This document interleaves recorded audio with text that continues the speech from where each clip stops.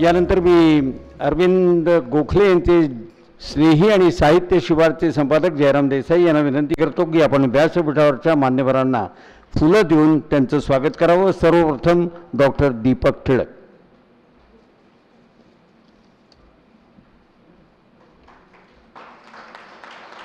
त्यांच्या पाठोपाठ डॉक्टर सदानंद बोरसे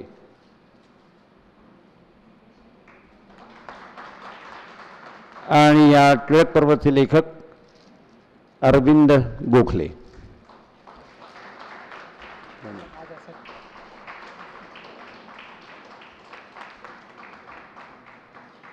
च्या वतीनं डॉक्टर सदानंद बोरसे उपस्थित आहेत, जे BG मेडिकलमधनं MBBS MS झालेले आहेत। 1977 पासून माणूस साप्ताहिकामध्ये ज्यांनी स्तंभलेखन केलेलं आहे। 1985 पासून राजहंस प्रकाशनासाठी संपादकीय काम केलेलं आहे। राजहंस ग्रंथवेद यामध्ये भाषा विचार हे सदर ज्यांनी चाललेलं आहे। अनेक वर्तमानपत्रातनं नियतकालिकांमधनं त्यांचं स्फुट लेखन यापूर्वी प्रसिद्ध झालेलं आहे। साहित्य, विज्ञान, संगीत, नाट्य, चित्रपट या क्षेत्रामध्ये रस आणि त्या संबंधित पुस्तकांचं प्रकाशन त्यांनी केलेलं आहे। यांचं प्रकाशित साहित्य डॉक्टर सदानंद बोरसेंचं ठाकरे विरुद्ध ठाकरे, भगतसिंगचा खटला, वीरप्पन विरुद्ध विजयकुमार, रोष विरुद्ध ॲडम्स, योद्धा सर्जन, मंडेला आणि लालकृष्ण अडवाणी यांच्या आत्मचरित्रातल्या काही भागाचा अनुवाद असलेलं देश माझा मी देशाचा अशा तऱ्हेचं लेखन करणारे, राजहंस प्रकाशनाचं स्वतः उत्तम डॉक्टरी करत असताना साहित्य प्रेमापोटी ते राजहंस प्रकाशनचंही काम करत असलेले सदानंद बोरसे हे आता यानंतर आपलं मनोगत या ठिकाणी व्यक्त करतील। मित्रहो, आजचे उत्सवमूर्ती टिळक पर्वचे लेखक अरविंद गोखले यांची सगळ्यात प्रभावी ओळख कुठली असेल असं जर मला कोणी विचारलं तर मी ठामपणे सांगेन की पराकोटीचे टिळक भक्त ही अरविंद गोखले यांची सगळ्यात ठळक आणि प्रभावी ओळख आहे। आणि त्यांच्या या टिळक भक्तीचीच परिणती म्हणजे राजहंस प्रकाशनातर्फे लोकमान्य टिळकांच्या जीवनावर आधारलेलं हे त्यांचं दुसरं पुस्तक टिळक पर्व। अरविंद गोखल्यांनीच असं म्हटलंय की लोकमान्यांच्या जीवनाचे जर भाग पाडायचे म्हटले तर 5 ठळक भाग हे आपल्या लक्षात येतात। एक, त्यांच्या जन्मापासून साधारणतः 1885 पर्यंतचा भाग, पहिला भाग। दुसरा 1885 ते 1900 सालापर्यंतचा। तिसरा 1900 सालापासून 1908 सालापर्यंतचा। ह्या पहिल्या 3 भागांमध्ये लोकमान्यांचं नेतृत्व हे स्थानिक पातळीपासनं विकसित होत होत होत होत राष्ट्रीय पातळीपर्यंत पोहोचत होतं। त्यावेळेला चौथं पर्व जे लोकमान्यांच्या आयुष्यातलं सुरू झालं ते म्हणजे मंडालेचा कारावास। ह्या मंडालेच्या कारावासाच्या पर्वावर अरविंद गोखल्यांनी राजहंससाठी मंडालेचा राजबंदी हे पुस्तक लिहिलं।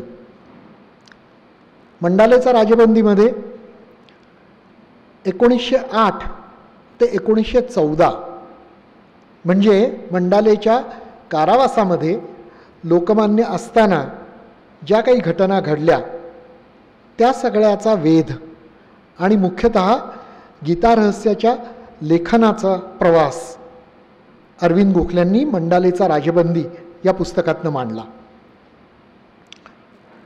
जेव्हा लोकमान्य 1914 साली मंडालेच्या कारावासातनं सुटून परत आले त्यानंतरचं त्यांचं पर्व हे केवळ त्यांच्या व्यक्तिगत जीवनातलंच महत्त्वाचं पर्व होतं असं नाही, तर आपल्या स्वातंत्र्य चळवळीतलं, भारताच्या राष्ट्रीय जीवनातलं, सामाजिक जीवनातलं एक अतिशय झळाळतं पर्व अशा स्वरूपात 1914 पासून ते 1920पर्यंत म्हणजे लोकमान्यांच्या मृत्यूपर्यंत हे पर्व हे या संपूर्ण 5 पर्वांमधलं सगळ्यात महत्त्वाचं पर्व असं आहे.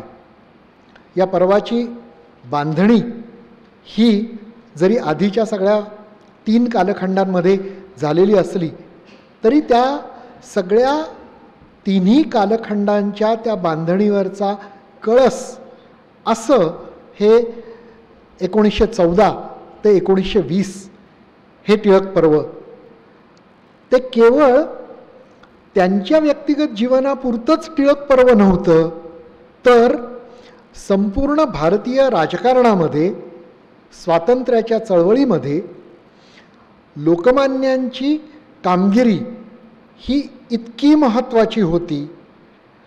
ते या संपूर्ण स्वातंत्र्य लढ्याचे निर्विवाद सरसेनापती होते आणि त्यामुळे त्या संपूर्ण कालखंडाला त्यांच्या व्यक्तिगत जीवनाच्या परिप्रेक्ष्यातनं न बघतासुद्धा संपूर्ण भारताच्या राष्ट्रीय परिप्रेक्ष्यातनं जर बघितलं तरीसुद्धा टिळक पर्व हेच नाव हे अतिशय योग्य ठरेल.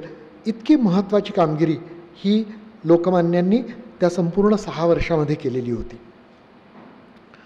मी जेव्हा अरविंद गोखलेंची संहिता ही वाचायला सुरुवात करणार होतो त्यावेळेला ज्या विषयाचं आणि ज्या पुस्तकाचं, ज्या संहितेचं संपादन आपण करणार आहोत त्या पुस्तकाबद्दल, त्या विषयाबद्दल आपल्याला स्वतःला त्याची किती माहिती आहे असा जेव्हा मी विचार करायला लागलो तेव्हा माझ्या असं ध्यानात आलं की अरेच्या अगदी शालेय आयुष्यामध्ये आपल्याला लोकमान्यांबद्दलच्या काही गोष्टी या माहिती असतात, ज्याच्यात वर्गात टरफलं या प्रसंगापासनं सहसा सुरुवात होते.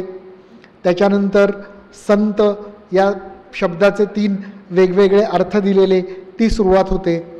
मग महाविद्यालयामध्ये लोकमान्यांनी 1 वर्ष हे पूर्णपणे व्यायामाला कसं वाहून नेलेलं होतं ह्याची आपल्याला माहिती दिली जाते. मी जेव्हा हा सगळा आढावा घेत होतो मनातल्या मनात त्यावेळेस माझ्या असं ध्यानात आलं की खरोखरच 14 सालापासून 20 सालापर्यंत ज्या काही घटना घडलेल्या आहेत त्या घटनांपैकी हाताच्या बोटावर मोजण्या इतक्या महत्त्वाच्या घटना या आपण ऐकलेल्या असतात. त्या बाबतीतलं संपूर्ण खोलात जाऊन त्या घटनांबद्दलची माहिती म्हणा किंवा त्या घटनांबद्दलचं सगळा ज्ञान हे आपल्याला अजिबातच नसतं. हां, लखनौ करार म्हणून काहीतरी एक झालेलं होतं. हां, लोकमान्यांना परत काँग्रेसमध्ये प्रवेश मिळालेला होता. आधीचा मवाळ आणि जहाल हा वाद हा तोपर्यंत बऱ्यापैकी कमी झालेला होता आणि जहालांची म्हणजे लोकमान्यांच्या पक्षाची सरशी झालेली होती. हां, चिरोल नावाच्या माणसानी काहीतरी आरोप केलेले होते आणि त्या बाबतीत लोकमान्यांनी त्याच्यावर मग खटला भरलेला होता आणि मग तो खटला चालवायला म्हणून ते मला वाटतं तेव्हा विलायतेत गेलेले होते, लंडनला गेलेले होते आणि मग तो खटला चालला. मग त्याचं काय झालं कुणास ठाऊक, पण नंतर मग ते परत आले. परत आल्यानंतर मग राजकारण पुन्हा सुरू झालं आणि या सगळ्या पूर्णपणे धामधुमीच्या काळामध्ये नंतर मग 1 ऑगस्ट 1920ला त्यांचं दुःखद निधन झालं. अशा स्वरूपाच्या अत्यंत काही घटनांबाबतीतल्या किरकोळ स्वरूपाच्या वाटतील आज अशा नोंदी या आपल्या डोक्यामध्ये असतात. पण खरोखरच या महापुरुषांनी त्या 6 वर्षांच्या कालावधीमध्ये राष्ट्रीय राजकारणामध्ये किती मोठं काम केलेलं आहे, किती मोठमोठ्या उलथापालथी ह्या लोकमान्यांच्या कामगिरीमुळे घडलेल्या आहेत. भावी काळामध्ये घडलेल्या कितीतरी घटनांची नांदी ही लोकमान्यांनी त्या 6 वर्षाच्या काळामध्ये गाजवलेल्या कर्तृत्वामध्ये आणि त्यांनी घडवून आणलेल्या कितीतरी धोरणांमध्ये, घटनांमध्ये त्या पुढच्या काळाची बीजं ही कशी पेरली गेलेली आहेत याबद्दलचा तपशील हा आपल्याला अजिबातच माहिती नसतो. ह्याचा पुनःप्रत्यय हा जेव्हा मी त्या संहितेबद्दल आणि त्या विषयाबद्दल विचार करत होतो त्यावेळेस मी स्वतः घेतला. आणि या सगळ्या पार्श्वभूमीवर, या सगळ्या आपल्या अपुऱ्या तयारीवर एका बाजूला मी अरविंद गोखल्यांची संहिता वाचत होतो आणि दुसऱ्या बाजूला त्यांच्या संहितेमध्ये ज्या ज्या गोष्टींचा अप्रत्यक्षरित्या किंवा प्रत्यक्षरित्या उल्लेख आलेला आहे त्याबद्दलचं वाचन हे एका बाजूला करत होतो. आणि अक्षरशः त्यांच्या त्या पुस्तकामध्ये त्यांचं पहिलं प्रकरण जे आहे पुस्तकातलं त्या प्रकरणाचं नाव आहे ओम सूर्याय नमः.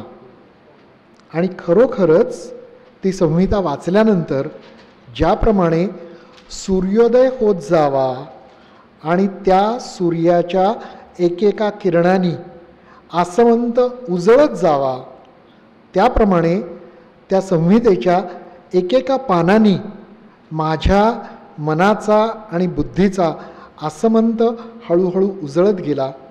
आणि जेव्हा ती संहिता ही संपूर्णपणे वाचून मी खाली ठेवली तेव्हा ह्या महापुरुषाच्या, ह्या सूर्यपुरुषाच्या, लोकमान्यांना सूर्याचं पिल्लू असं नाव दिलेलं होतं लहानपणी, हे सूर्याचं पिल्लू केवळ पिल्लू राहिलं नाही तर शतकोटी सूर्यांनी सुद्धा ज्याच्या तेजापुढे मान खाली घालावी अशा पद्धतीची कामगिरी ही या सूर्यपुरुषांनी केली.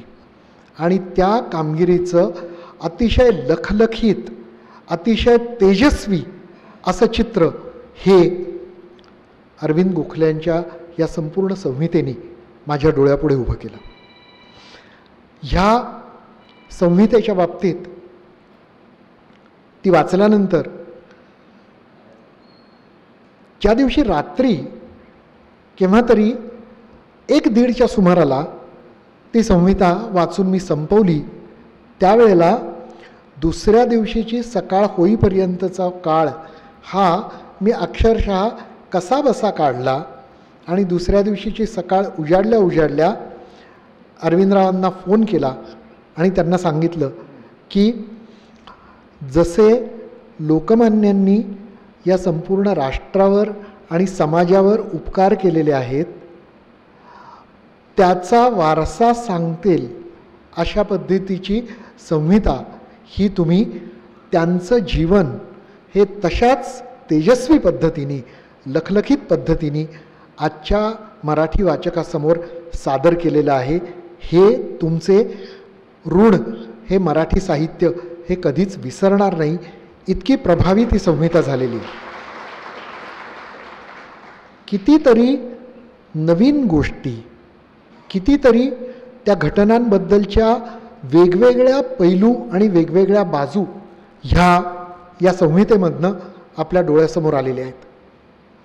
त्यातल्या 1-2 प्रसंगांचाच मी उल्लेख करतो. ज्या वेळेला आपण लोकमान्यांच्या बाबतीत अधिक वाचायला लागतो, आपल्या डोळ्यापुढे लोकमान्यांच्या कामगिरीच्या वेगवेगळ्या बाजू या यायला लागतात, त्यावेळेला लोकमान्यांवर कायमच एक जातीधर्माशी संबंधित असा शिक्का हा मारला जातो आणि त्यातून त्यांच्या व्यक्तिमत्वाला कुठेतरी कसर लावण्याचा आवर्जून प्रयत्न केला जातो. अरविंद गोखल्यांनी हे प्रयत्न हे कसे हिणकस आहेत किंवा होते आणि त्यात अजिबात तथ्य कुठलंही नव्हतं ही बाजू ही अत्यंत प्रभावीपणे आणि खरेपणाने मांडलेली आहे. त्याच्यातल्या एका गोष्टीचा उल्लेख केल्यावाचून मला राहवत नाही. लोकमान्यांची अंत्ययात्रा ही निघाली, त्या अंत्ययात्रेचं त्यावेळच्या वर्तमानपत्रांमध्ये आलेलं वर्णन आणि अरविंद गोखल्यांनी आपल्या संहितेत केलेलं वर्णन हे आजही आपल्या अंगावर रोमांच उभं करणारं, आपल्या डोळ्यामध्ये अश्रूंची धार निर्माण करणारं असं आहे. ती अंत्ययात्रा ही तिच्या अंतिम टप्प्यामध्ये आली. लोकमान्यांचा देह हा चितेवर ठेवला गेला, चितेला अग्नी दिला गेला आणि ही चिता जळत असताना एका मुस्लिम ग्रहस्थानी शोकाकुल होऊन त्या चितेमध्ये स्वतः उडी घेतली. लोकांनी त्या ग्रहस्थाला कसं बसं बाहेर काढलं, पण त्या संपूर्ण प्रसंगामध्ये तो इतका भाजलेला होता की त्यानंतरच्या 2 दिवसामध्ये त्याचंही प्राणोत्क्रमण झालं. ही घटना ही वर्तमानपत्रात छापून आलेली सत्य घटना आहे. ही कुठल्याही प्रकारची दंतकथा किंवा ऐकीव गोष्ट नाही. ह्या घटनेनी आपण आजही हेलावून जातो. आजही सगळ्या समाजाच्या साठी म्हणून कुठल्या प्रकारच्या वातावरणाची गरज आहे याचा फेरविचार करायला लावणारी अशी ही घटना ही लोकमान्यांच्या मृत्यूनंतरच्या कीर्तिजीवनामध्ये घडली हे मला विलक्षण वाटतं. अशा कितीतरी गोष्टी ह्या संहितेमध्ये अरविंद गोखल्यांनी वाचकांच्या समोर सप्रमाण मांडलेल्या आहेत. त्यांच्या पुस्तकातल्या कुठल्याही विधानाला हे मनगडंत विधान आहे, हे तसंच आपण कपोलकल्पित विधान म्हणून छापलेलं आहे असं नाही. त्यांच्या पुस्तकातल्या प्रत्येक बारीक सारीक विधानाला, बारीक सारीक घटनेला त्यांनी सगळीकडे प्रमाण दिलेलं आहे, सगळीकडे पुरावे दिलेले आहेत. एखाद्या पुस्तकाचं वैशिष्ट्य असं असतं की ते संदर्भ ग्रंथ म्हणून पाहिलं जातं. म्हणजे काय तर ते आपल्या अलमारीमध्ये असतं.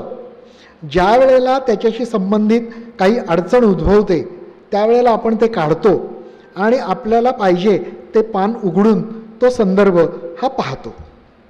पण बाकी वेळी त्या पुस्तकाला हात लावण्याची फारशी गरज पडत नाही म्हणा किंवा फारशी इच्छा होत नाही.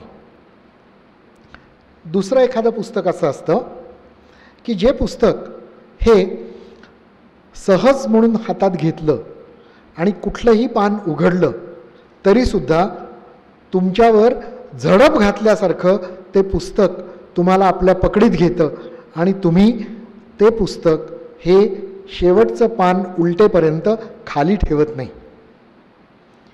ही दोन्ही वैशिष्ट्ये असलेली पुस्तकं ही अत्यंत विरळा असतात. अशा विरळा पुस्तकांपैकी टिळक पर्व हे एक पुस्तक आहे.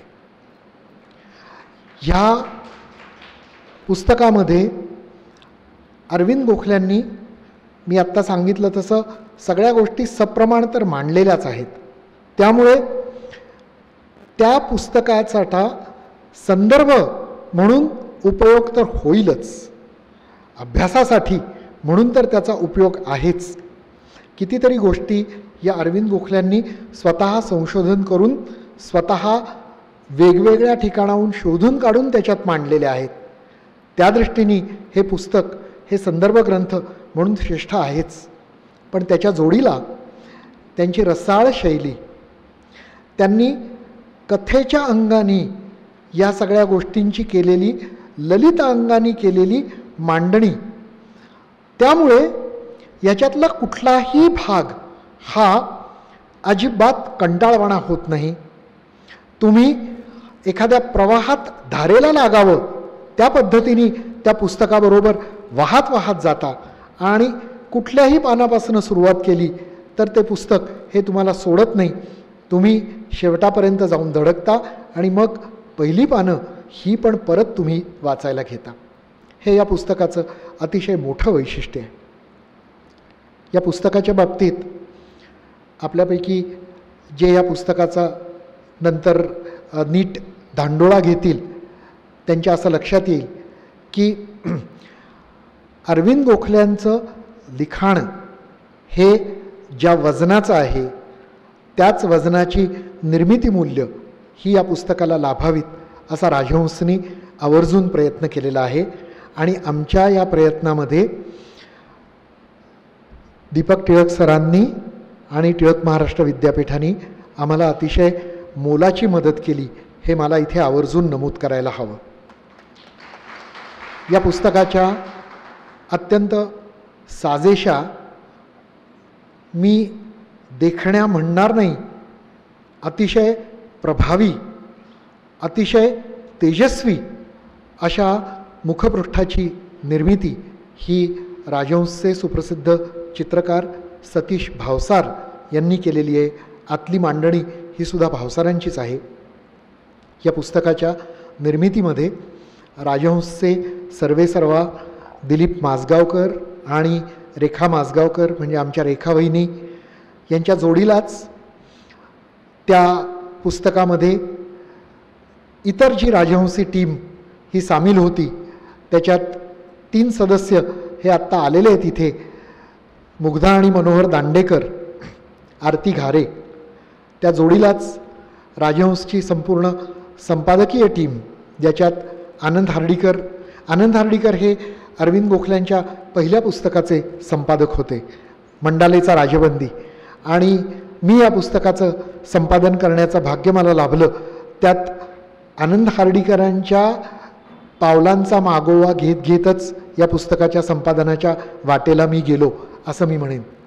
तर आनंद हार्डीकर, विनया खडपेकर, शिरीष सहस्रबुद्धे, करुणा गोखले या सगळ्या संपादकीय टीमचं सुद्धा या पुस्तकामध्ये आवर्जून आम्हाला सहाय्य लाभलं.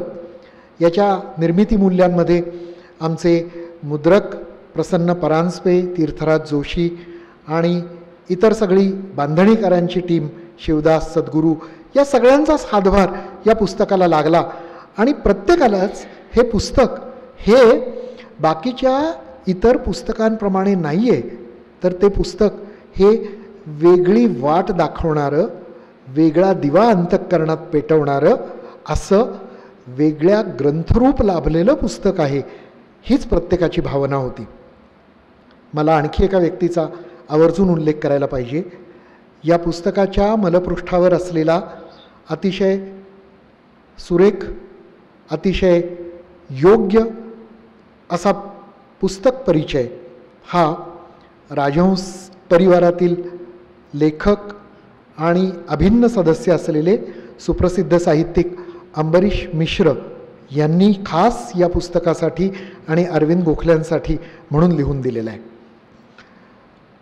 या पुस्तकाच्या निर्मितीमध्ये मला माझा स्वतःचा खारीचा वाटा उचलायची संधी मिळाली. हा माझ्या संपादकीय आयुष्यातला एक अतिशय मोठा भाग्ययोग आहे असं मला वाटतं. लोकमान्यांची जाणीवपूर्वक भेट ही शालेय आयुष्यामध्ये 1970 साली झाली होती. 70 साली लोकमान्यांच्या निधनाला 50 वर्ष होत होती. त्यावेळेला आमच्या शाळेमध्ये, नूतन मराठी विद्यालयामध्ये एक वृत्तसारासारखी पुरवणी प्रसिद्ध झालेली होती आणि त्यात लोकमान्यांच्या आयुष्यातील ठळक घटना ह्या छापलेल्या होत्या. त्या पुरवणीच्या पहिल्या पानावर लोकमान्यांना आदरांजली वाहणाऱ्या 4 ओळी होत्या, ज्या माझ्या आजही लक्षात आहेत. त्या तुमच्यापुढे व्यक्त करतो आणि थांबतो. त्या ओळी अशा होत्या: तव स्मरण संतत स्फुरणदायी आम्हा घडो. तव स्मरण संतत स्फुरणदायी आम्हा घडो. त्वदीय गुणकीर्तन ध्वनिसुरम्य करणी पडो. त्वदीय गुणकीर्तन ध्वनिसुरम्य करणी पडो. स्वदेश हितचिंतना विणदुजी कथा नावडो. स्वदेश हितचिंतना विणदुजी कथा नावडो. तुझ्या समची आमुची तनुही देशकार्यी पडो. धन्यवाद. धन्यवाद डॉक्टर सदानंद बोरसे. टिळक पर्व 1914 ते 1920 या अरविंद व्याम गोखले यांनी लिहिलेल्या टिळक महाराष्ट्र विद्यापीठ आणि राजहंस प्रकाशन यांच्या संयुक्त विद्यमानं प्रकाशित होत असलेल्या या पुस्तकाचं रीतसर प्रकाशन लोकमान्यांचे पंतू आणि विद्यापीठाचे कुलपती डॉक्टर दीपक टिळक यांनी करावं अशी मी त्यांना विनंती करतो.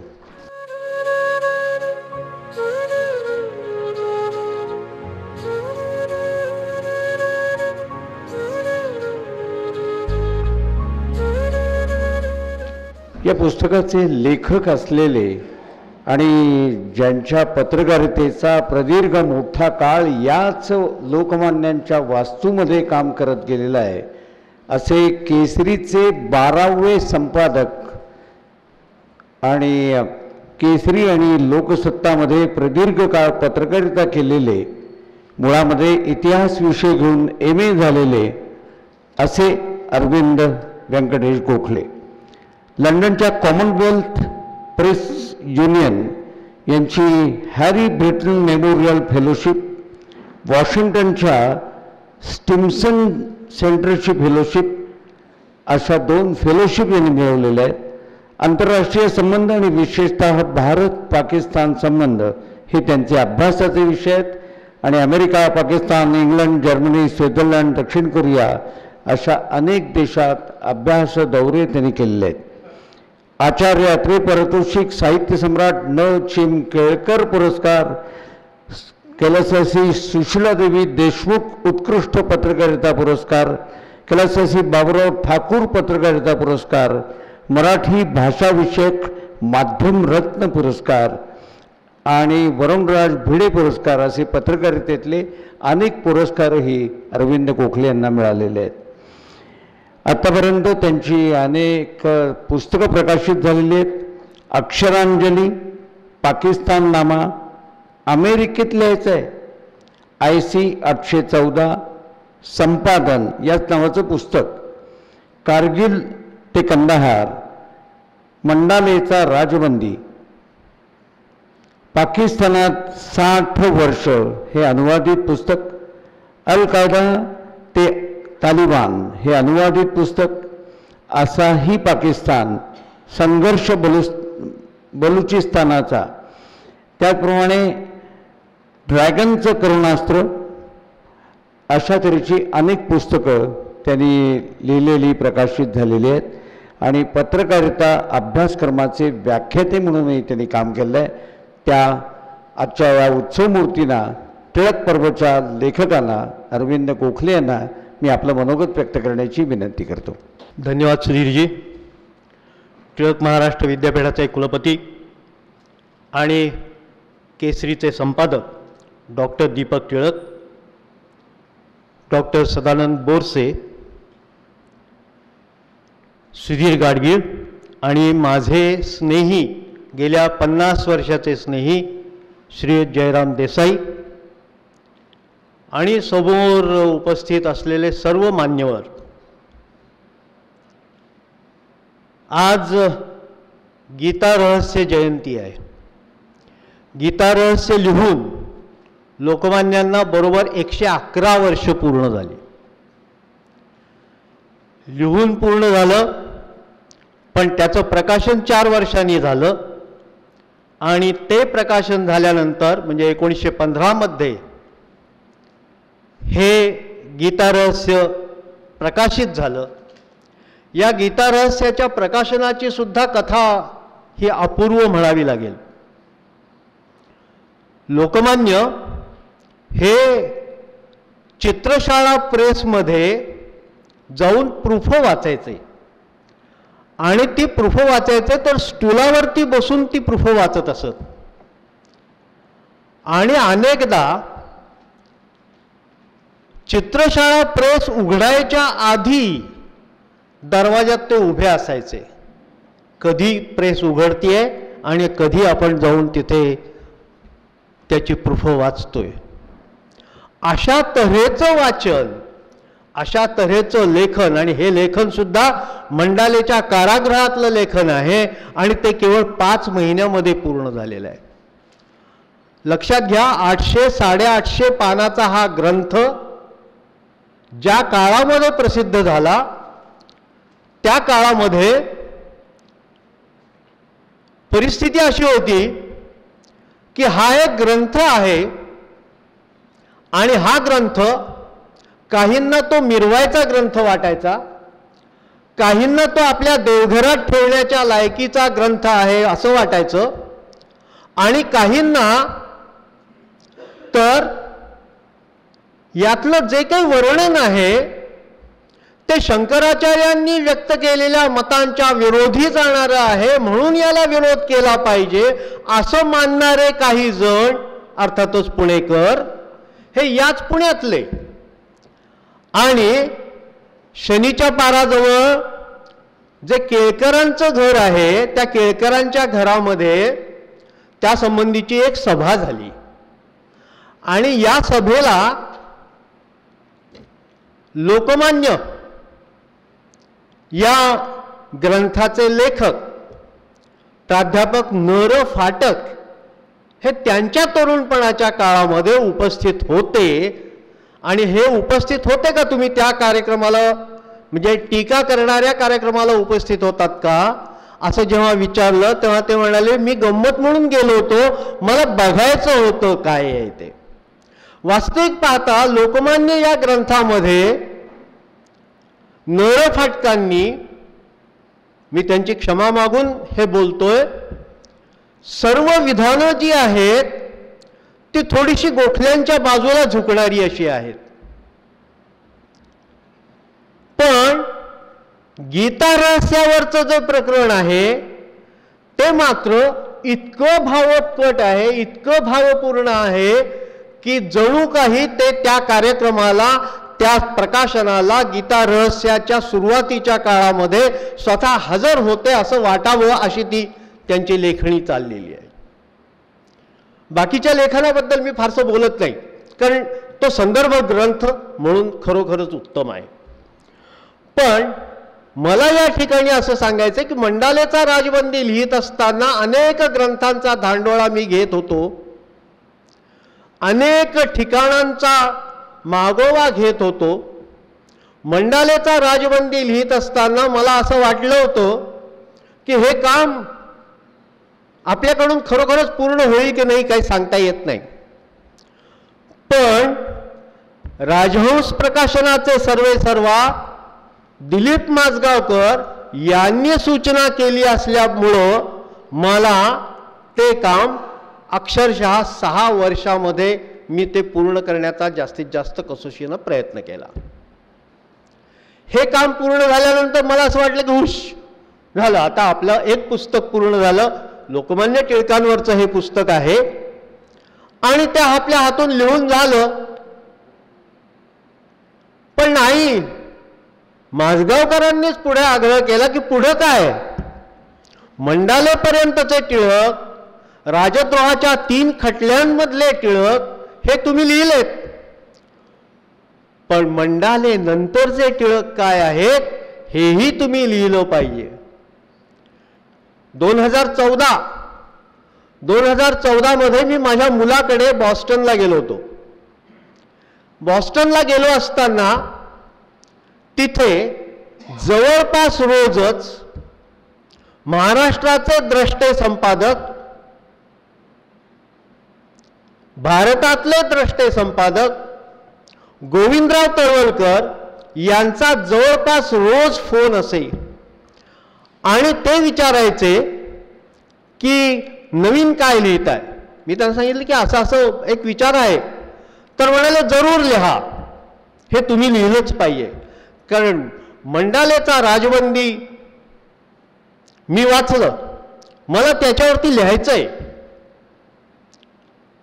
दुर्दैवानं ते लिहू शकले नाहीत, पण ते पुढे मला असं म्हणाले की हे पुस्तक जेव्हा पूर्ण होईल त्यावेळेला याची प्रस्तावना मी लिहिणार आहे, हे लक्षात ठेवा.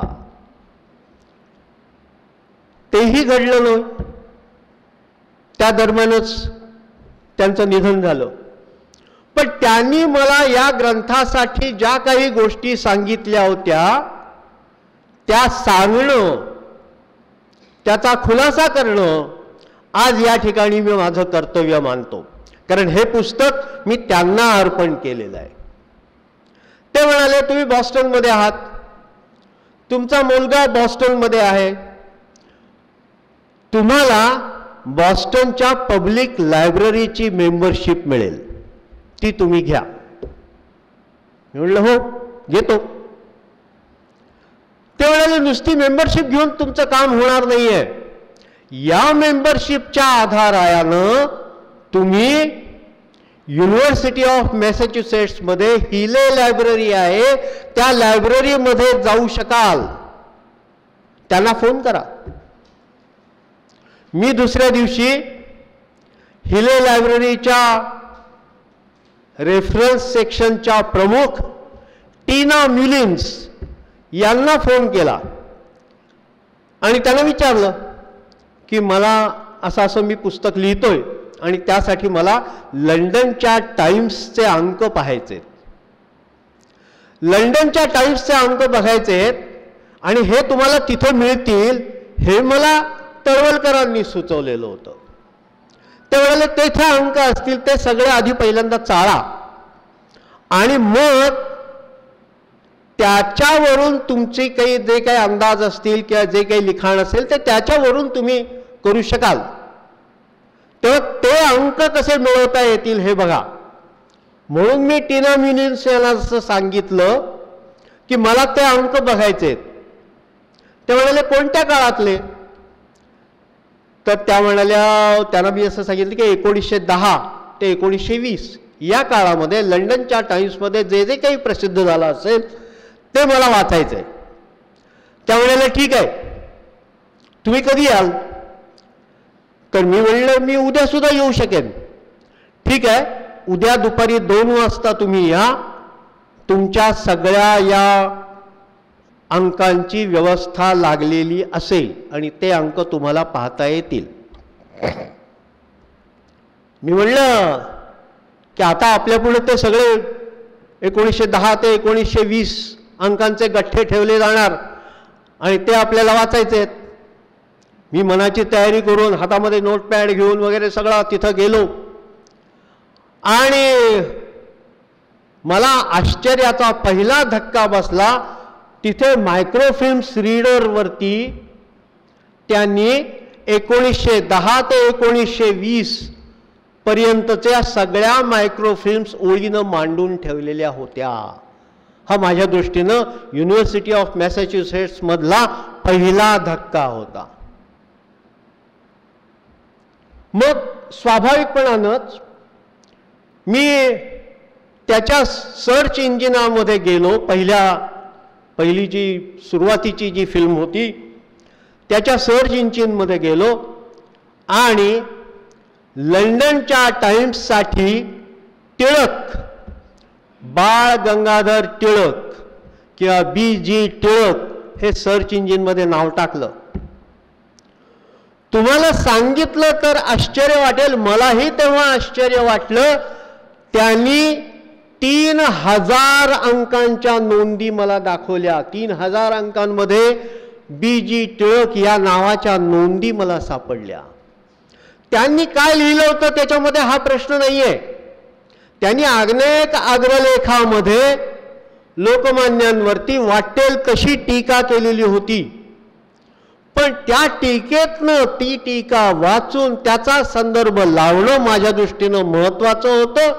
म्हणून या 3000 नोंदींमधनं मी जाण्याचा प्रयत्न केला. नुसता जाण्याचा प्रयत्न केला असं नाही, त्या माझ्या नोटपॅडवरती महत्त्वाच्या तारखा काय आहेत त्या तारखांच्या नोंदी लिहून घेतल्या.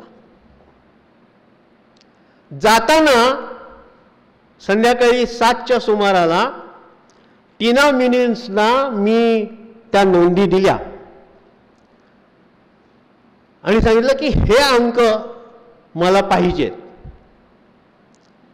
तर त्या म्हणाले ठीक आहे, उद्या या. उद्या किती वाजता याल? तर म्हणले या सुमाराला येईन. तुम्हाला, आणि तोही मला आणखीन एक धक्का होता, मी दुसऱ्या दिवशी जेव्हा गेलो तेव्हा या सगळ्या नोंदींच्या अंकांच्या झेरॉक्स प्रिंट्स त्यांनी तयार ठेवलेल्या होत्या. नुसत्या तयार ठेवल्या होत्या असं नाही. बघा, संशोधनाला बाहेरच्या जगामध्ये काय किंमत असते त्याचं हे उदाहरण आहे. त्यांनी या नोंदी नुसत्या झेरॉक्स करून ठेवल्या असं नाही, तर त्या व्यवस्थित बांधून, तारीखवर बांधून माझ्या पुढ्यात ठेवल्या आणि म्हणाले या तुमच्यासाठी आहेत. आता प्रश्न होता तो माझ्या पुढे आणखीन गहन होता. मी भीतभीतच त्यांना विचारलं, कारण खिशात डॉलर किती आहेत तेही तपासून बघावं लागतं, याचं काय द्यायचंय? तर ते म्हणाले नाही, काही नाही, हे सगळं तुमच्यासाठी आहे. हे तुमच्यासाठी युनिव्हर्सिटी ऑफ मॅसेच्युसेट्सने तयार केलेला हा सेट आहे, हा सगळा तुमच्यासाठी आहे. त्या सगळ्या नोंदींचा अभ्यास मला उपयोगी पडला. या सगळ्या नोंदी मला उपयुक्त ठरल्या आणि त्यातून या पुस्तकाला आकार देण्यामध्ये मला थोडंफार यश मिळालं. असे हे धक्के अर्थातच मला सहन करण्याची ताकद मला जर कुठल्या संस्थेनं दिली असेल तर ती ही माझी मातृसंस्था आहे केसरी. केसरीनं जे काही मला दिलं ते इतकं अपूर्व आहे. त्याचं उदाहरण म्हणून सांगतो. याच इमारतीच्या खालच्या बाजूला, ज्या वेळेला म्हणजे पुढल्या बाजूला केसरीचं ग्रंथालय होतं आणि या केसरीच्या ग्रंथालयामध्ये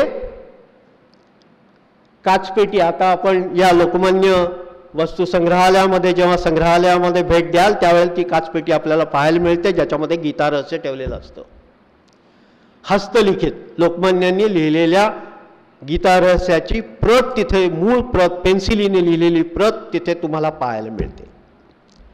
ही प्रत अशीच खालच्या केसरी मराठा ग्रंथशालेमध्ये होती आणि त्याच्या शेजारी एक तांबडी खूण होती. माझे पहिले संपादक जयंतराव टिळक दादा यांना मी विचारलं की ही लाल खूण काय आहे? ते म्हणाले सांगतो. ही लाल खूण पानशेतचा पूर इथपर्यंत आलेला होता आणि गीता रहस्य या पानशेतच्या पुरातून वाचलं, त्याची ही खूण आहे. काचपेटीला लागून असलेली ती खूण होती. काचपेटीमधल्या गीता रहस्याच्या लेखनाला कुठेही त्या पाण्याने स्पर्श केलेला नव्हता. हे झालं. याच गीता रहस्यामध्ये संत श्रेष्ठ तुकाराम महाराजांची वचनं, त्यांचे अभंग हे सर्वाधिक आहेत. सर्वात जास्त आधार लोकमान्यांनी कशाचा घेतला असेल तर तो संत श्रेष्ठ तुकाराम महाराजांच्या वचनांचा, श्लोकांचा आधार घेतलेला आहे. तेव्हा त्यांची गाथा इंद्रायणीमध्ये वाचली, त्याच आधारानं बोलायचं झालं तर गीता रहस्य त्याच आधारानं पानशेतच्या पुरापासून वाचलं. पण झालं असं की याच गीता रहस्याच्या खालच्या बाजूला केसरीच्या फायली होत्या आणि केसरीच्या फायली होत्या, त्यातल्या काही फायली यांचा लगदा झाला, पुरामध्ये या पाण्यामध्ये त्या भिजून त्यांचा लगदा झाला आणि त्या वाया गेल्या.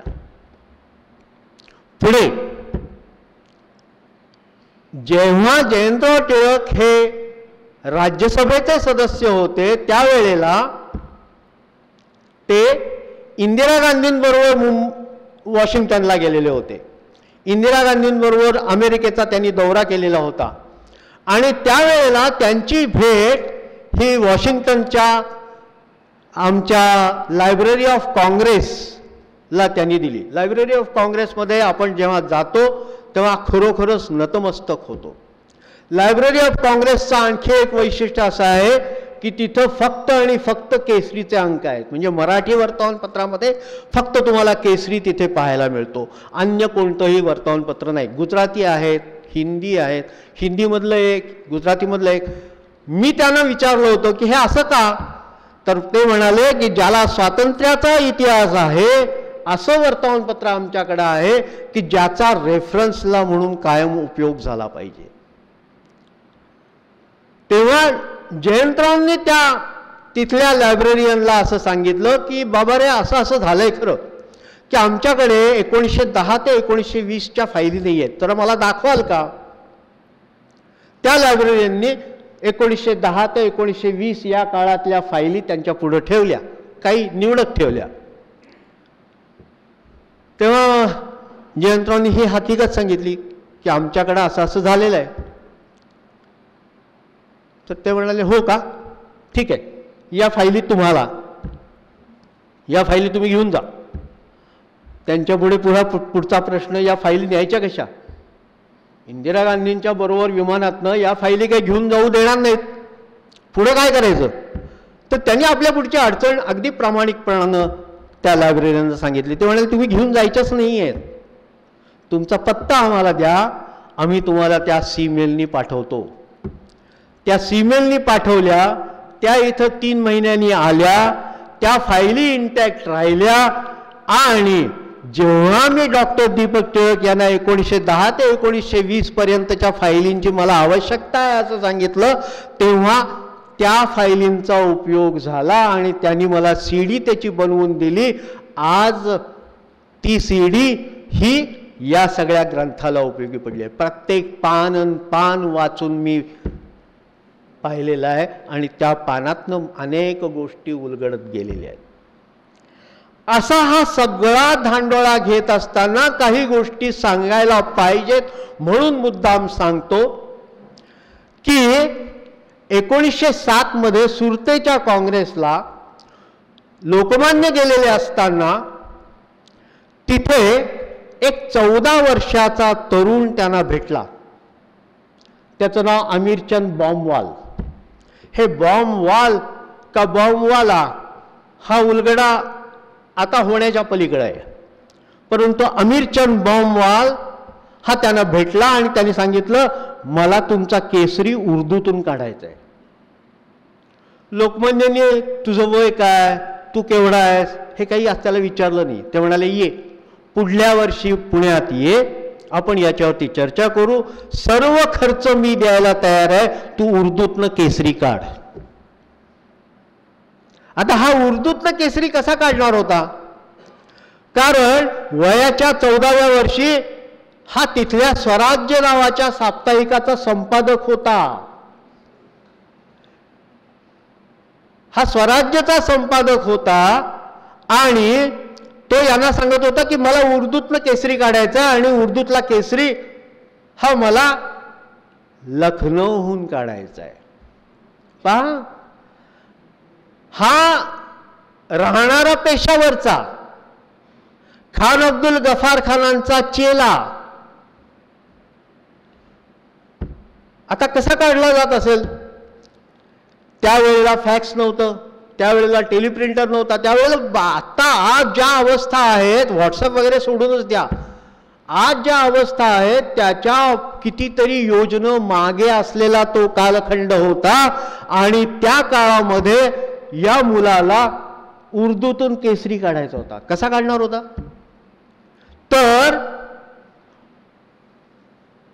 लाहोरमध्ये एक त्यावेळेला साप्ताहिक निघत असे, त्याचं नाव पंजाबी. या पंजाबीचे संपादक होते के आठवले. पंजाबीचे संपादक होते के आठवले.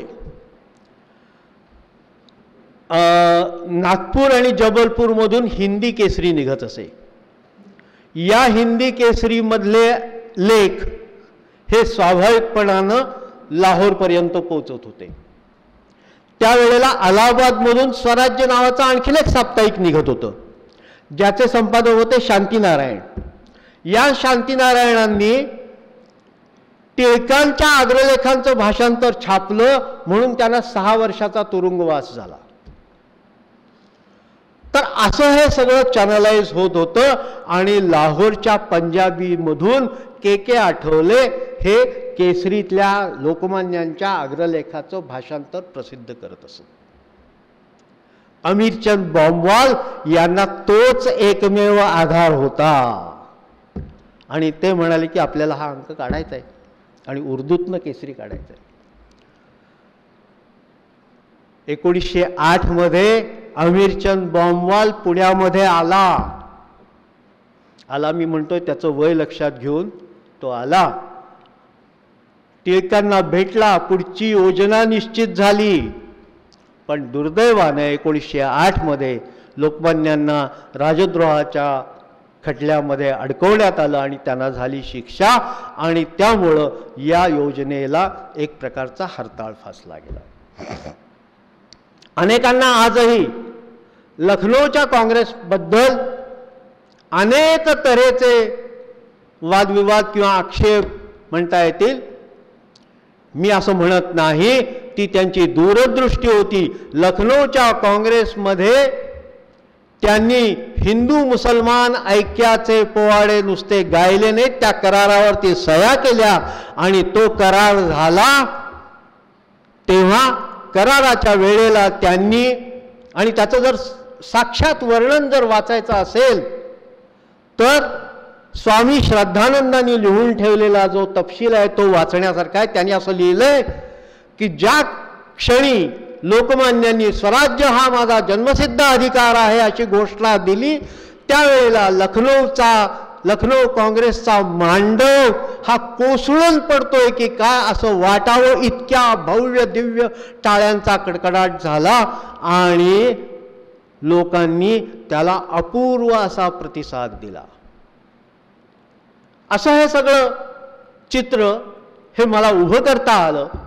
या टिळक पर्वामध्ये लखनौचा अर्थातच समावेश होता, कारण 1916 या 1916च्या 28, 29, 30, 31 डिसेंबर या दिवसांमध्ये झालेलं हे अधिवेशन. या अधिवेशनाचं वर्णन केसरीमध्ये कसं आलंय ते पाहण्यासारखं आहे. कसं वर्णन कसं केलं असेल हे आजही मला स्वतःला कोडं वाटतं, कारण त्या काळातले म्हणजे आजच्या कॉलमाच्या हिशेबामध्ये जो 10:30 AM किंवा 10:15 AMचा आपला कॉलम असतो त्याच्या 1.5 असलेला कॉलम केसरीचा होता आणि असे 48 कॉलम वर्णन हे त्यानंतरच्या अंकामध्ये प्रसिद्ध झालेला आहे. त्यानंतरचा अंक हा 2 जानेवारी 1917चा अंक आहे. त्या अंकामध्ये हे सगळं वर्णन प्रसिद्ध झालेलं आहे आणि केळकरांनी या लखनौ काँग्रेसच्या विषयावर स्वतंत्र अग्रलेख लिहिलेला आहे. तर सांगायचा मुद्दा असा आहे की हे सगळं कसं जमवलं असेल. एक पत्रकार म्हणून आजही आम्हाला हे गूढ वाटतं की कशा पद्धतीनं. आणि आणखीन एक महत्त्वाचा भाग सांगितला पाहिजे, इथं बरीच राजकीय मंडळी पण आहेत, त्यांच्यासाठी सुद्धा हे सांगायला पाहिजे की त्यावेळेला हे वर्तमानपत्र लोकमान्यांचं आहे म्हणून लोकमान्यांचा लीड काढून द्या असा प्रकार नव्हता. काँग्रेसच्या अध्यक्ष अंबिकाचरण दास हे काँग्रेसचे अध्यक्ष आहेत, त्यांच्या भाषणाचा लीड हा आपल्याला त्या अंकामध्ये सापडतो. आणि नुसता तो सापडतो असं नाही, तर लोकमान्यांचं भाषण हे मध्ये आधी कुठेतरी आपल्याला सापडतं. हे या सगळ्या अंकाचं वैशिष्ट्य आहे. पत्रकारितेच्या अंगानं जरी आपण हा अंक पाहिला तरी सुद्धा आपल्याला अनेक गोष्टींचा उलगडा होतो. जाता जाता आणखीन एका गोष्टीचा उल्लेख करायला पाहिजे, तो अमृतसर काँग्रेसचा. अमृतसर काँग्रेस ही लोकमान्यांच्या जीवनातली सगळ्यात शेवटची काँग्रेस असं म्हटलं तरी चालेल. अमृतसर काँग्रेसमध्ये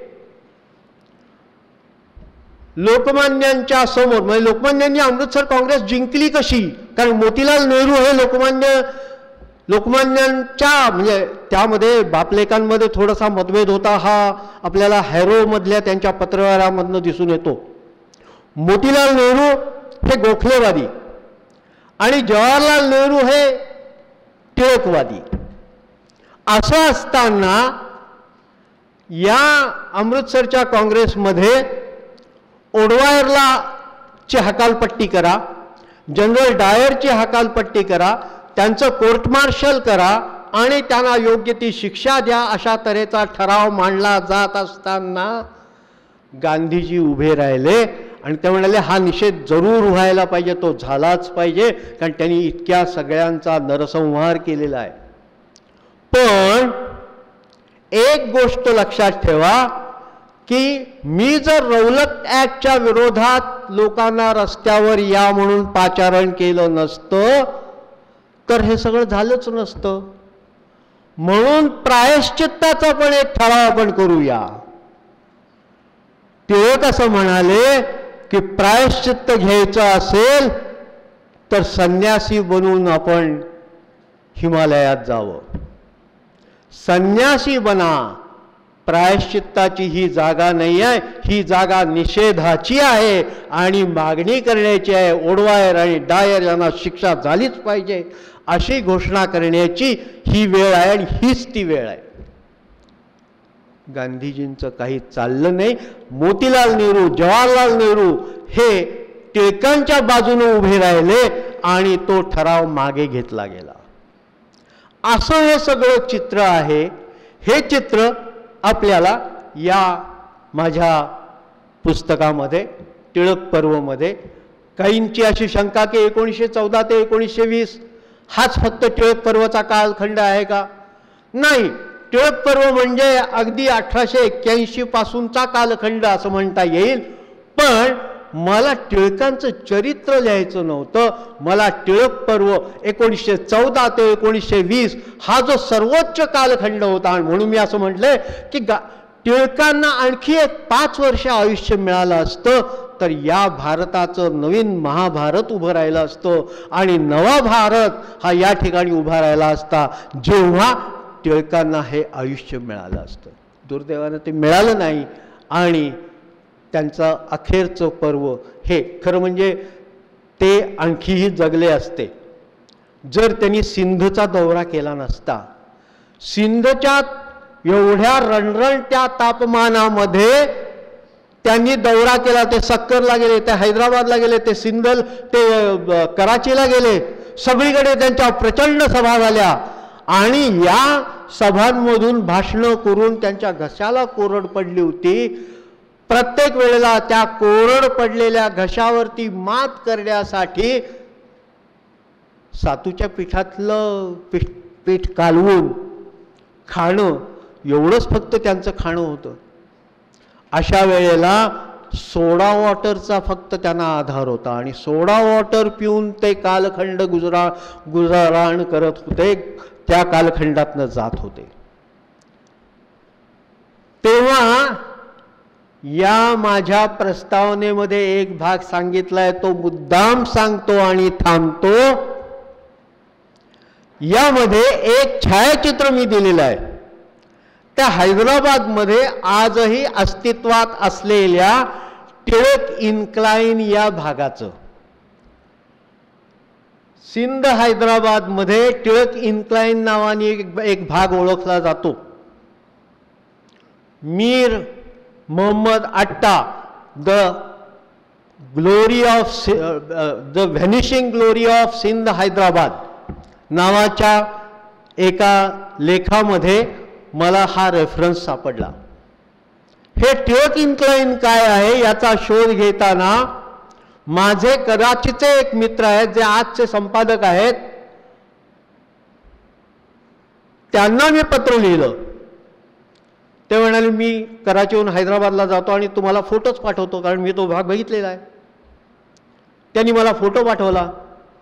त्याला आणखीन एक पुरावा देण्यासाठी म्हणून मी त्या सिंधच्या जमशेर युनिव्हर्सिटीमध्ये काम करणाऱ्या जाहिदा जाट नावाच्या रिसर्चर आहेत, त्यांना पत्र लिहिलं. त्यांचं लगेच दुसऱ्या दिवशी उत्तर आलं. त्यावेळेला नाही, हा भाग असा आहे आणि टिळकांचं हे मोठं स्मारक आहे, कारण टिळकांची सगळ्यात मोठी सिंध हैदराबादमधली सभा इथे झालेली होती. हे मी मुद्दाम आवर्जून आत्ता सांगतोय. याचं कारण फक्त एकच आहे की अशा तऱ्हेचं स्मारक हे हैदराबादमध्ये, सिंध हैदराबादमध्ये आहे आणि तिथे ॲनी बेझंट यांचंही दुसरं स्मारक आहे. ॲनी बेझंट यांच्या नावाचा तिथे या टिळक इन्क्लाइनला लागूनच एक हॉलही बांधण्यात आलेला आहे. तेव्हा मित्रहो, सांगायचा मुद्दा असा आहे की टिळक पर्व हे मला गवसलेली ही सगळी माणिक रत्न आहेत. अक्षरशः समुद्रामध्ये हात घालावा तसं हे माणिक मला सापडत होतं, मोती सापडत होते आणि त्याचं कथन हे आपल्याला या टिळक पर्वामध्ये वाचायला मिळेल आणि ते आपल्याला आवडेल हा माझा विश्वास आहे. याचं कारण असं आहे की टिळकांवरती फक्त मला त्यांचं चरित्र लिहून समाधान होणारं नव्हतं. मला त्यांच्या आयुष्यातला हा जो सर्वोच्च कालखंड आहे, हा सर्वोच्च कालखंड मला टिपायचा होता आणि तो टिपण्यामध्ये खारीचा वाटा का असेना तो मला उचलायला मिळाला, हे मी माझं भाग्य समजतो. आणि यासाठी मी दिलीप माझगावकर आणि माझे संपादक डॉक्टर सदानंद बोरसे आणि अर्थातच ज्यांचं ऋण हे मान्य करायला हवं ते डॉक्टर दीपक टिळक यांचे आभार मानतो आणि थांबतो. धन्यवाद. धन्यवाद अरविंदजी गोखले. आत्ता तरी ज्या टिळक पर्वची कहाणी लिखाणामागची आपल्यापर्यंत पोहोचवली, हे टिळक पर्व आपल्यालाही सगळ्यांना घ्यावंसं वाटेल.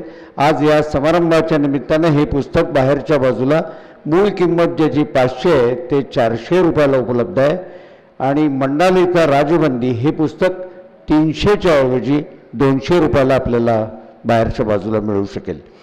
ज्यांच्या शुभ हस्ते या टिळक पर्वचं प्रकाशन आत्ता या ठिकाणी झालं ते लोकमान्यांचे पंतू, विद्यापीठाचे कुलपती, केसरीचे संपादक आणि जयंतरावांच्या अनाथ हिंदू महिलाश्रमापासून केसरीपर्यंत विविध संस्था त्यांनी ज्या जबाबदाऱ्या सांभाळल्या त्या जबाबदाऱ्यांची परंपरा पुढे नेत असलेले आदरणीय डॉक्टर दीपक टिळक यांना मी आपलं मनोगत व्यक्त करण्याची विनंती करतो. ते केसरीचे माजी संपादक अरविंद गोखले, व्यासपीठावर उपस्थित असलेले डॉक्टर बोरसे,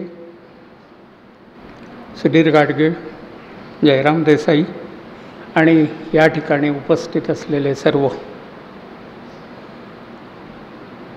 गोखले प्रेमी म्हणा, टिळक प्रेमी म्हणा,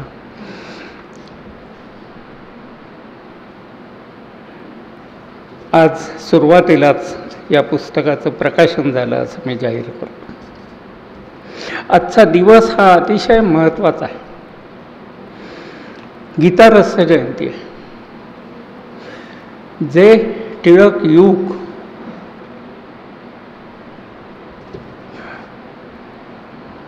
आपण म्हणतो त्याचा खूपसा बेस जो आहे किंवा भाग आहे तो गीता रहस्याच्या वर अवलंबून आहे. टिळकांचं जे सगळं वाटचाल आहे ती सुरुवातीला गीता रहस्याच्या पार्श्वभूमीवर, बैठकीवर आहेच, परंतु त्यानंतरचा काळ हा गीता रहस्य लिहून ते मंडालेतून बाहेर आले आणि त्याच्यानंतरची जी वाटचाल आहे तो निखळ कर्मयोग आहे. एक ध्येय त्यांनी उराशी बाळगलं, स्वराज्य, आणि त्या एका ध्येयाकरता संपूर्ण आयुष्य, सगळी 40च्या 40 वर्ष ही लोकमान्यांनी त्याच्याकरता खर्ची घातली आपली बुद्धी खर्च घातली, आपला त्याग त्याच्याकरता केला आणि तशा तऱ्हेने मार्गक्रमणा केली. अरविंद गोखल्यांच्या पुस्तकात हे टिळक पर्वात निश्चित दिसून येतं की काय प्रकारचं एखादा ध्येयवाद असतो, धैर्य असतं, जे कोणालाही थांबवता आलं नाही. ब्रिटिशांनी खूप मोठा प्रयत्न केला. गोखल्यांचं हे जे पुस्तक आहे ते खरोखर संशोधनात्मक आहे, म्हणून टिळक विद्यापीठाने त्यात सहकार्याची भूमिका घेतली. कारण एका वेळेला त्यावेळचं वातावरण, त्यावेळे असलेलं बाहेर लंडन किंवा इतर युरोपियन कालखंडात काय चाललं होतं त्या सगळ्या याच्यात तो भाग, त्याच वेळेला इतर नेते काय करत होते तो भाग, आणि त्याच वेळेला लोकमान्य कशा तऱ्हेने मार्गक्रमण करत होते तो भाग, असं ते सगळं एका वेळेला जुळवलेलं आहे. म्हणजे खूप सगळं बरोबर ठेवावं, डोक्यात हे करावं, आठवावं आणि नंतर लिहावं, अशा तऱ्हेने हे पुस्तक लिहिलं गेलं आहे. आणि त्याच्यामुळे अनेक गोष्टी पुराव्यासह लक्षात येतात, ज्याची काही चुणूक त्यांनी सांगितली. तसंच लंडनमधला सुद्धा एक मोठा भाग त्यांनी त्या याच्यात लिहिलेला आहे. चिरोल खटला आहे, माहिती आहे, चिरोल खटल्याबाबत त्यांनी म्हटलं आहे. परंतु तो चिरोल खटला लढत असताना त्याच वेळे लिबरल आणि कम्युनिस्ट किंवा लेबर लीडर्सशी त्यांनी जो काही संधान जुळवलं तो खूप महत्त्वाचा भाग या स्वातंत्र्य लढ्यातला आहे, असं त्यांनाही वाटतं, तसं मलाही वाटतं. कारण खूप मोठा भाग होता, सव्वा वर्ष असेल. परंतु चिरोल खटला हारल्यानंतर किंवा त्याच्या अगोदरच, म्हणजे एक असं आठवण सांगतं की जेव्हा उतरले त्यावेळी महायुद्ध संपलेलं होतं. लोकमान्यांनी मंडालेहून आल्यावर जो काही भाग पहिला ठरवला की हीच वेळ, का तर महायुद्धामुळे ब्रिटिश आत्ता त्याच्यात गुंतलेले आहेत आणि ह्याचा फायदा हा स्वातंत्र्य लढ्याकरता घेणं आवश्यक आहे. आणि हे म्हणून त्यांनी पहिले काही दिवस लोकांना भेटण्यात घालवले होते. त्याची वर्णनं सातत्याने गोखल्यांच्या पुस्तकात दिसतात की गायकवाड वाड्याची रीक काही थांबत नव्हती. ब्रिटिशांनी त्याकरता अनेक अडचणी उभ्या केल्या होत्या. प्रत्येकाचं जाऊन चौकशी होत असे कोण भेटीला आला तर. खूप हे दाखवलं. म्हणून टिळकांनी पहिल्यांदा, म्हणजे एखादा मुत्सद्दी कसा असतो तेही त्या याच्यात दिसून येतं की माझं कसं ब्रिटिश सरकारला सहाय्य करण्याची माझी हे आहे, अशा तऱ्हेचं सैन्य भरती किंवा याच्याकरता अनेक त्यांनी पहिल्यांदा एक पुढे काय असा एक अग्रलेख लिहिला, त्यातली अर्थात एवढाच त्याचा उपयोग झाला की जी भाषण करण्याची बंदी किंवा या गोष्टी होत्या त्या ब्रिटिशांनी उठवल्या. आणि त्याच्यानंतर झपाटल्यासारखं home rule league, Hind Swaraj Sangh स्थापन करून, त्यावेळी ॲनी बेझंटे आल्या होत्या, आणि ते करून टिळकांनी जे दौरे सुरू केले ते दौरे खरोखर वाचताना म्हणजे समजतच नाही की हे इतकं कसं फिरत असतील, कशाने. मग बैलगाडी असू दे, रेल्वे असू दे, सगळं योजनाबद्ध त्यांनी पूर्ण आखणी केलेली होती. आणि कोण आपले तिथे आहेत नाहीत हे न पाहता प्रत्येक गावाला गेले आणि प्रचंड लोकांच्या मनात एक आदर निर्माण झालेला होता की अरे आपल्याकरता झीज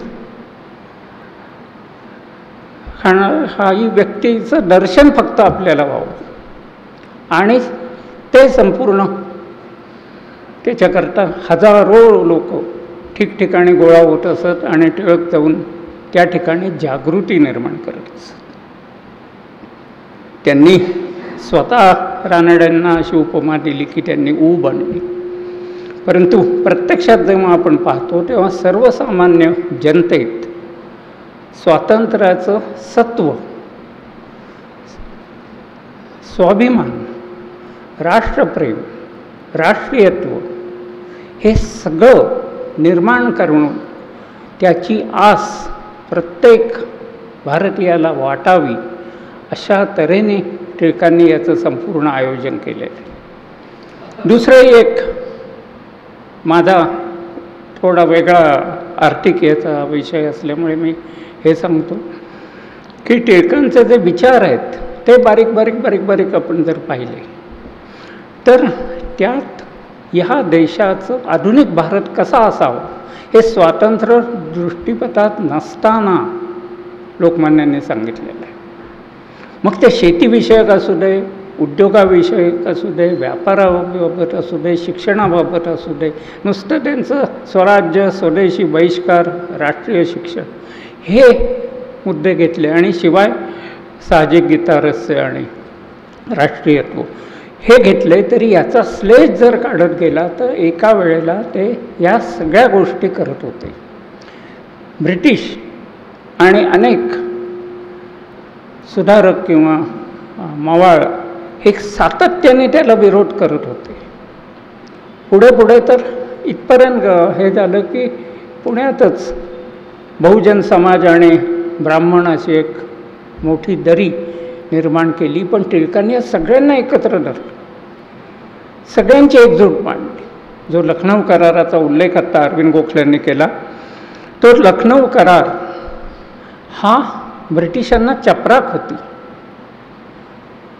त्यावेळेला तिकडे लंडनमध्ये तशा तऱ्हेने त्यांनी मांडलं. लेबर पार्टीकडून प्रॉमिस घेतलं, 2000 पाऊंड दिले, अनेक प्रचंड खर्च झाला. हे सगळं करत पाहत जेव्हा आपण येतो त्यावेळेला ते जवळजवळ आश्वासन घेऊन आले होते. आणि त्याच्यामुळे त्यांनी जो नंतर जाहीरनामा वगैरेही प्रसिद्ध केला काँग्रेसच्या इथल्या निवडणुकाकरता, त्यावेळेला भाषावार प्रांतरचना, संघ किंवा आपलं अमेरिकेसारखं संघराज्य अशा तऱ्हेच्या कल्पना आणि लोकशाही हे सगळं टिळकांच्या प्रत्येक विचारात आहे. आणि तशाच तऱ्हेने त्यांनी मांडलं. असं नाही झालं की एक राजा गेला जो नंतर ब्रिटिशांनी जाता प्रयत्न केला की ते संस्थानिकांना त्यांचं स्वातंत्र्य देऊन टाकलं. परंतु टिळकांनी पहिल्यापासून लोकशाही हीच मांडत आले. आणि प्रत्येकाला हे केलं की हा काही ब्राह्मणांचा हक्क नाही असं धरू नका तुम्ही. हा प्रजातंत्र हेच या ठिकाणी राहील आणि जे निवडून येतील ते सगळेजण राज्य करतील. म्हणजे लखनौ काँग्रेसमधलं पुढलं जे त्यांनी अर्धवट सोडलं अरविंद गोखलेंनी, तेही हे सांगतो की ब्रिटिशांनी तेवढ्यात हेही केलं होतं की तुम्ही कुठे मूळ भारतीय, तुम्ही आर्य, आणि इथे येऊन अनार्यांवर हे करता. तेव्हा टिळकांनी त्याच भाषणात सांगितलं आहे की अनार्यांना सत्ता द्या, तुम्ही नाही म्हणताय ना, अनार्यांना द्या, आम्हाला नाही द्यायची तर, पण तुम्ही काही हे करू नका, तुम्ही जा, आम्ही त्यांच्या अधिकाराखाली इथे नागरिक म्हणून राहू. हे जे सगळं आहे हे खरोखर पाहून अचंबित होतं. खरंच त्या युगावर एक ठसा त्यांनी उभा मारला आणि तोच ठसा टिळक पर्व म्हणून जसं याच्यात अरविंद गोखल्यांनी सगळं लिहिलं आहे ते पुढल्या काळातही तो तशाच तऱ्हेने राहिला. ते विचार त्याच तऱ्हेने आजही आपल्याला तेवढेच कालातीत आहेत आणि ते मांडले जातात. सातत्याने मांडावेसे वाटतात, रिफर करावेसे वाटतात. कारण त्याच्याशिवाय ते संदर्भ जर पाहिले तर खरोखर हे वाटतं. ज्या कराची किंवा पुढला सिंध दौऱ्याचं आत्ता अरविंद गोखल्यांनी सांगितलं, त्यांनी त्यात भाषणंही दिलेली आहेत. त्यावेळे कुठे कुठे काय काय लोकमान्य बोलले हे त्यांनी दिलं आहे. त्याच याच्यात आज आपण गोहत्या किंवा याच्याबाबतचं कायदे करतो किंवा हे करतो. त्यांनी तेव्हा मुस्लिमांकडून, मुस्लिम लीगकडून तिथे भाषण करून हे सांगितलं होतं की आमच्या सणाच्या दिवशी तुम्ही करू नका, आमच्या दारापुढून गायी उडून नेऊ नका. आणि ते त्यांनी तिथे ठराव पास करून मुस्लिम लीगने सांगितलं की आम्ही सणाच्या दिवशी काय इतर दिवशीसुद्धा तसं ओढून गोहत्या करणार नाही. त्याच्यात आज कायदा करावा लागतो. ते त्यावेळेला त्यांनी त्यांच्याकडून लिहून घेतलं होतं, वडवून घेतलं होतं. हे जे सगळा समाज एकत्र आणायचं भाग आहे ते आणि त्यांचं धैर्य हे खरोखर अचंबित करणार आहे. विद्वत्ता ही तर आहेच, कारण जो काही कर्मयोग त्यांनी सांगितला तो निवृत्तीपर चाललेला समाज प्रवृत्तीपर नेणं ह्याची हे कायमचं सगळ्या मानवजातीला दिलेलं त्यांचं हे आहे भाग आहे की जो त्यांनी समजावून सांगितला. ज्यात अनेक गोष्टीचा ओवापोह त्यांनी केलेला आहे. गीतारस वाचायला लागलो की अक्षरशः चक्रावतो प्रत्येक माणूस, त्याचं कारणच ते. आणि ते तसे वागले, तशा तऱ्हेचं जीवन त्यांनी हे केलं. लंडनमध्ये कशा तऱ्हेने ते वागले हेही अनेक गोष्टी अरविंद गोखलेने खूप मोठ्या प्रमाणात ते लंडनमधलं भाग या पुस्तकात समावेश आहे. की टिळक पडले तेव्हा आणि त्यांचा पाय दुखवला आणि त्यांना तर जायचं होतं सगळ्याभर, कारण सर्वसामान्य माणसाला सांगणं म्हणजे नुसतं नेत्यांना सांगणं आणि कुठेतरी मांडणं हा भाग वेगळा, आणि प्रत्येक ब्रिटिश नागरिकापर्यंत पोचणं, तिथल्या मजुरांपर्यंत पोचणं हे त्यांनी साध्य केलं. त्या सगळ्या याच्यात पॅम्पलेट्स वाटली, ठिकठिकाणी सभेत गेले. दोन्ही पक्षाचे नेते एका वेळेला लोकमान्यांनी एका मंडपात किंवा डायसवर आणलेलं आहे. तसंच हायड पार्क ना, लंडनचं होतं हाईड पार्कच्या याच्यात 8 स्टेजेस मांडलेली होती. आणि त्याच्यावर कारण एवढे लोक जमायचे, सगळ्यांना ऐकू कसं जाणार. टिळकांचा आवाज जरी मोठा असला तरी मोठमोठ्याने ते सांगत जायचे. तर त्यावेळेला अवस्था अशी होती की ते चालू शकत नव्हते, म्हणून ते म्हणाले मी नाही येऊ शकत.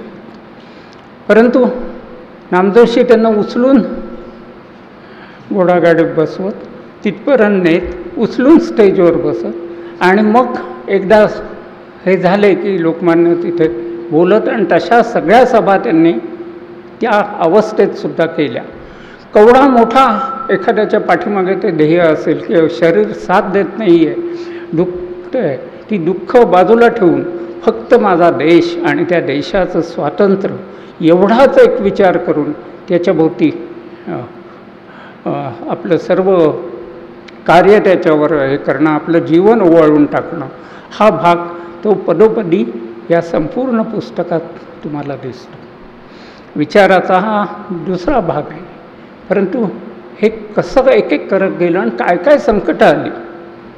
माझे वडील मला नेहमी सांगायचेच, आणि अरविंद गोखलेंनी ते अनेक वेळा ऐकलं असेल की टिळक म्हटलं की त्याच्याबरोबर काहीतरी अडचणी येतातच. मग ते केसरी असू दे, टिळक महाराष्ट्र विद्यापीठ असू दे, कुठेही असू दे, आम्ही जाताना अडचणींना सामना करायचा. हे आणि हे लोकमान्यांनी कसं जीवनभर केलं ह्याचं वाचलं म्हणजे ते कळतं की एखाद्या आयुष्यात सतत काहीतरी अडथळे यायचे आणि ते अडथळे बाजूला करून आपण आपली मार्गक्रमणा करायची. हे ते जीवन आहे, हे ते टिळक युग आहे, आणि हेच ते टिळक पर्व आहे की ज्याचा शिक्का या राष्ट्रावर च्या संपूर्ण स्वातंत्र्याचा इतिहास जेव्हा आपण पाहतो त्यावेळात निश्चितपणाने त्याचं हे मनन आणि त्याची आठवण ही प्रत्येक भारतीयाला होते. आणि म्हणूनच स्वराज्य माझा जन्मसिद्ध अधिकार आहे, आणि तो ऐवजी अरविंद गोखलेंचं म्हणणं आहे ते मी मिळवणारच. आणि त्याच्यामुळे ते प्रत्येकाला माहिती आहे. परंतु त्याच्याकरता काय कष्ट केले आणि किती ठिकाणी फिरले आणि सगळा भारत एकत्र करणं, हे जे काही कार्य आहे हे खूप मोठं आहे. त्या वंशात मी जन्मलो, हे भाग्य आहे माझं. आणि याच्यावर अरविंद गोखले खूप वर्ष लिहितात, अभ्यास करत होते. 6 वर्ष आणि सारखं काही ते सापडत होते. त्यांना सापडायचं, मला सापडलं की मी त्यांना अनेक वेळेला शेअर केलं, तेही मला शेअर करत असत, हे तुम्हाला माहिती आहे का, हे पहा नवीन सापडलं. आणि एखादा नवजात बाळ व्हावं त्याचा आनंद जसा असतो ना, तसा त्यांना दरवेळेला काही नवीन सापडलं की होत असतो. म्हणजे करोना आला त्यावेळेला त्यांनी पटकन मला 2-3 अग्रलेखाचं हे वाचा आणि हे केसरीत छापता आलं होतं पहा, आणि त्यावेळेचं प्लेगचं जे काही हे आहे ते सुद्धा पाहिलं की अचंबित करणं. त्यांनी म्हणजे कुठलं एखादा विषय बाजूला ठेवला असा आढळतच नाही. जेवढं वाचत जाऊ तेवढं हे होतं की त्यावेळेस लस निर्माण कशी करायची, मग ते हे लस निर्माण करतात कशी, त्याच्याकरता पुण्यात एखादं इन्स्टिट्यूट कशी उभी केली पाहिजे, आणि वेगवेगळे रोग येतात त्याच्यावर अभ्यास कसा व्हायला पाहिजे, किंवा अगदी ज्या ज्योतिष संमेलनाचं किंवा याचं फार याच्यात नाही, त्यांच्याच सांगलीमध्ये हे ज्योतिष संमेलन झालं, त्याचं 17 साली नाही 19 सालीच, लोकमान्य 20 साली अगदी शेवटचा तो त्यांनी भाग पूर्ण केला की ज्या याच्यात पंचांगात जो काही फरक होता तो सगळ्यांना त्यांनी काढला. शेवटचं राहिलं त्याच्या टिळक पंचांगाने दाते पंचांगात थोडासा फरक पडतो, तो काढायचा राहिला हे त्यात नमूद केलं आणि सगळ्यांना एक केलं. कारण त्यावेळेला जेव्हा ग्रहण असेल किंवा काही असेल तर तसं आपल्या पंचांगात नसेल, आणि त्याच्यामुळे टिळकांनी तेवढंच एक सगळ्यांना हे केलं की जे आकाशात आहे तसंच आपल्या पंचांगात दिसलं पाहिजे, आणि जे पंचांगात दिसेल तसंच आकाशात असलं पाहिजे. हे ब्रिटिशांना जमतं, आपल्याला का नाही जमतं. आणि त्याच्याकरता सगळ्या यांनी ते जे शेवटचं काही काम झालं ते त्यांच्याकडून झालं, म्हणून आज आपलं पंचांग किंवा हे त्याच्याशी जुळतं. आता ते प्रत्येकजण आता कॅल्क्युलेशन करत नाही, ती सगळे ग्रेनिचमधून मिळतात, त्यांनी 100 वर्षाचं पंचांग करून ठेवलं. परंतु आहे हे प्रत्येक विषय, तोही विषय राहिला असं त्यांना वाटत होतं, अरे आपण सोडला तो विषय, म्हणून 19 आणि 20 लागोपाठ 2-2 संमेलनं घेऊन त्यांनी तो पूर्ण केला. अशा तऱ्हेचं हे लोकमान्यांचं जीवन आहे.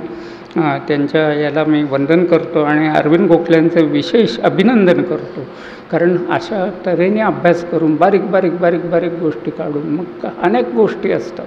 मी सुद्धा काही त्याच्याबाबतचं हे केलेलं आहे की त्यांचं स्त्री शिक्षणाबाबतची मतं, त्यांची हे का आणि कशी आणि काय त्यांनी लिहिलं आणि लोक त्याचा अर्थ कसा वेगळा लावतात, ह्याचेही काही भाग हे गोखल्यांनी पहिल्याच त्यांच्या प्रकरणात हे केलेले आहेत की का नाही.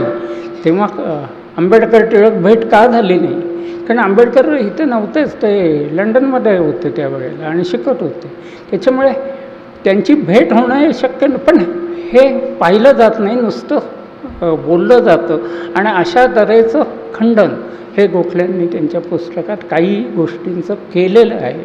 त्याच्यामुळे ते एक वैशिष्ट्य किंवा वेगळेपण, कारण त्याला पुरावे लागतात. असं जेव्हा बोलतो तेव्हा नुसतं बोलून चालत नाही किंवा भावनिक होऊन चालत नाही. टिळकांचंही स्वातंत्र्याची कल्पना ही काही भावनिक नव्हती, ती संपूर्णपणे आपल्या देशाच्या अर्थकारणावर होती, या ठिकाणचं दारिद्र्यावर होती, ती केवळ भावनिक नव्हती. आणि अशा यांना वंदन करतो. थोडं माझंही लांबलं त्याच्यामुळे हे करतो आणि त्यांचं अभिनंदन करू, इथेच विरमतो. धन्यवाद. सन्माननीय डॉक्टर दीपक टिळक यांचे मनापासून आभार.